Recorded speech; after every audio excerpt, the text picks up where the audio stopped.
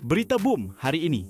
Pelakon Kamal Adli berkongsi pengalaman lucu dan jujurnya pada hari pertama Ramadan apabila terlepas sahur kerana gagal bangun awal pagi meskipun sudah mengunci jam penggera. Sebelum ini, Kamal biasanya dikejutkan untuk bersahur, tetapi kali ini dia terpaksa menghadapi situasi itu seorang diri. Walaupun jam penggera sepatutnya membantu, namun kali ini hasratnya untuk bangun sahur tidak berjaya. Namun, Kamal, 39, mengambil perkara itu dengan ringan, mengekalkan sikap positif dan humor dalam berdepan situasi berkenaan. Perkongsian itu meraih perhatian ramai warganet, tidak kurang juga segelintir yang berseloroh meminta nombor telefon Kamal supaya mereka boleh menghubunginya agar dia tidak lagi terlepas waktu sahur. Pelakon itu kini sedang menyesuaikan diri dengan kehidupan selepas berdepan perpisahan dengan aktris Ukasha Senrose pada 12 Januari lalu. Hasil perkongsian hidup, Kamal dan Ukasha, 33, dikurniakan seorang anak perempuan, Haura Ukaira, yang kini berusia setahun 8 bulan.